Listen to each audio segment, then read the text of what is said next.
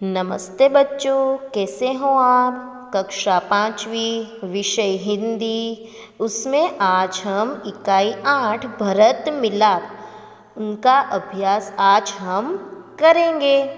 तो बच्चों, भरत मिलाप यानी कि आपको तो प्रसंग याद आ ही गया होगा कि ये एकांकी किस प्रसंग में से ली गई है।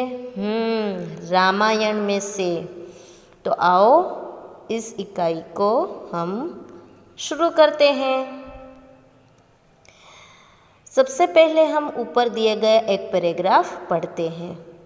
क्या है, आइए देखते हैं। माता पिता की आज्ञा का पालन करने हेतु राम वन में गए। बच्चों, माता पिता ने जो आज्ञा यानी कि आदेश जो दिया उसका पालन यानी कि उन पर कोई भी रोक टोक ना करते हुए राम जी वन में गए। उनके साथ सीता भी गई। राम जी के साथ सीता भी गई। सीता उनकी पत्नी थी ना। भरत को इस बात का पता चलने पर वे अयोध्या के सिंहासन पर नहीं बैठे। अब राम जी वनवास गए थे तो भरत जी को ये पता नहीं था और भरत जी को राम के अलावा कई सारे कामकाज करने भी थे जो राम जी को करने भी थे। उसी प्रकार भरत को भी कहा गया कि अब तुम्हें सिंहासन पर बैठना है, लेकिन भरत ने वो नहीं किया। अपितु सिंहासन पर राम की खड़ाऊ रखकर उन्होंने सेवक की भांति राजकाज किया। अब भरत ने क्या किया, सिंहासन पर उन्होंने राम जी की खड़ाऊ यानी कि लकड़ी की बनी हुई पादुका जो राम जी की थी वो उन्होंने सिंहासन पर रखकर सेवक की भांति यानी कि सेवक की तरह पूरा राजकाज संभाल लिया। इसलिए कहा है, भाई हो तो भरत जैसा। तो बच्चों, आओ अब इस इकाई को हम शुरू करते हैं। इस इकाई को हम हिंदी में पढ़कर उसका गुजराती में भी अनुवाद करेंगे। वन का एक भाग यानी कि जंगलનો एक भाग। कुटिया के बाहर राम और सीता बैठे हुए हैं। ઝૂંપડીની બહાર રામ અને સીતા બેઠેલા છે। पास ही धनुष बाण लिए लक्ष्मण खड़े हैं। પાસે જ ધનુષ્ય બાણ લઈને લક્ષ્મણ ઊભા છે। बच्चों, इस एकांकी को दृश्य के द्वारा प्रस्तुत की गई है। तो इसमें पहला दृश्य है। आइए देखते हैं पहले दृश्य में क्या है। इसमें राम कुछ कहते हैं, भाई लक्ष्मण जरा देखो तो यह आवाज़ कहाँ से आ रही है। राम बोले, भाई लक्ष्मण जरा जो तो आ अवाज क्यांथी आवी रह्यो छे। उसके बाद लक्ष्मण इधर उधर देखकर, प्रभु सामने से कुछ लोग आते दिखाई दे रहे हैं। लक्ष्मण बोलिया, आम तेम जोईने प्रभु सामेथी केटलाक लोको आवता देखाय छे। उसके बाद राम बोले, कौन लोग है, जरा ध्यान से देखो। राम बोलिया, कौन लोको छे, जरा ध्यान थी जो। उसके बाद लक्ष्मण बोले, ध्यान से देखकर, अरे यह तो भरत है, साथ ही बहुत से लोग हैं। हमें सावधान हो जाना चाहिए, शायद वे लोग लड़ने के लिए आ रहे हैं।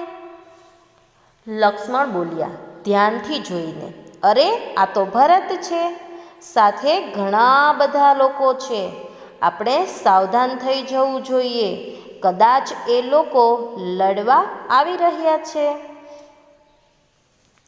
उसके बाद राम बोले हंसते हुए, भाई लक्ष्मण तुम तो बिना बात शक करने लगे हो। इतने वर्ष साथ रहकर भी भरत को नहीं पहचाना। राम बोलिया ए पण हसीने, भाई लक्ष्मण तू तो कारण वगर शंका करवा लागे छे। आटला वर्ष साथे रहीने पण भरत ने न ओळख्यो। इसके बाद लक्ष्मण बोले, उत्तेजित होकर बोले, पहचाना क्यों नहीं? उसी माँ का तो बेटा है जिसने वनवास दिलाया। લક્ષ્મણ બોલ્યા એ પણ ગુસ્સે થઈને, ઓળખ્યો કેમ નહીં? એ જ માનો દીકરો છે જેણે વનવાસ આપ્યો છે। उसके बाद सीता बोली, इसमें बेचारे भरत का क्या दोष? એમાં સીતાજી પણ બોલ્યા કે એમાં બિચારા ભરતનો શું વાંક?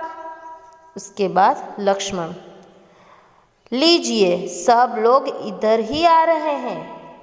લક્ષ્મણ બોલ્યો, લો બધા લોકો અહીં જ આવી રહ્યા છે।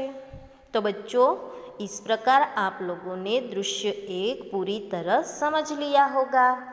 आइए अब हम दूसरा दृश्य देखते हैं।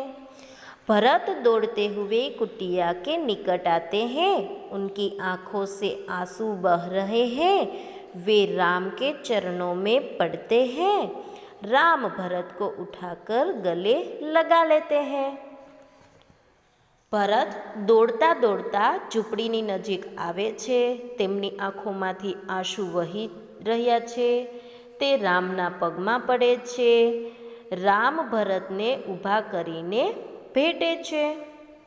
उसके बाद भरत रोते हुए बोलते हैं, मुझे क्षमा कीजिए प्रभु, आपको वनवास दिलाने में मेरा कोई हाथ नहीं है। आप मुझसे बड़े हैं, आप ही को राजा बनना चाहिए।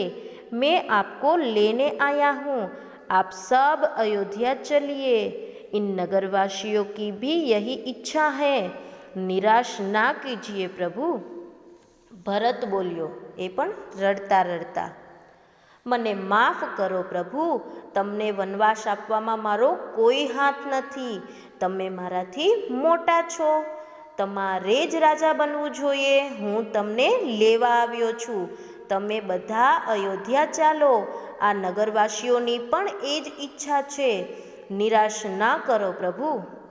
उसके बाद राम बोले, भाई भरत, मैं तुम्हारा प्रेम देखकर प्रसन्न हूँ, किंतु मैं माता पिता की आज्ञा का पालन करने हेतु वन में आया हूँ। वनवास पूरा करके ही लौटूंगा। उसके बाद राम बोले, भाई भरत, હું તારો પ્રેમ જોઈને પ્રસન્ન છું, પરંતુ હું માતા પિતાની આજ્ઞાનું પાલન કરવા માટે વનમાં આવ્યો છું। વનવાસ પૂરો કરીને જ પાછો આવીશ। उसके बाद एक नागरिक, नहीं प्रभु, आपको हमारे साथ चलना ही होगा। आपके बिना प्रजा दुखी है। प्रजा को सुखी रखना राजा का कर्तव्य है। एक नगरजन, ना प्रभु, तमारे अमारी साथे आवવું જ પડશે। તમારા વિના પ્રજા દુખી છે। પ્રજાને સુખી રાખવી એ જ રાજાની ફરજ છે। उसके बाद राम बोले, नगरजनों, इस समय माता पिता की आज्ञा का पालन करना मेरा सबसे बड़ा कर्तव्य है। भरत मेरा भाई है। जब तक मैं वनवास पूरा करके ना लौटूं तब तक भाई भरत आप सबके सुख दुख का ध्यान रखेगा। आप उसे राजा माने, यह मेरा आदेश है। राम जी बोलिया, નગરજનો, અત્યારે માતા પિતાની આજ્ઞાનું પાલન કરવું એ મારી સૌથી મોટી ફરજ છે। ભરત મારો ભાઈ છે। જ્યાં સુધી હું વનવાસ પૂરો કરીને પાછો ન આવું ત્યાં સુધી ભાઈ ભરત તમારા બધાના સુખ દુઃખનું ધ્યાન રાખશે। તમે તેને રાજા માનો એ મારો આદેશ છે। उसके बाद भरत बोले, कुछ सोचकर, अच्छा प्रभु, जैसी आपकी आज्ञा, पर मेरी एक विनती है, उसे स्वीकार करे।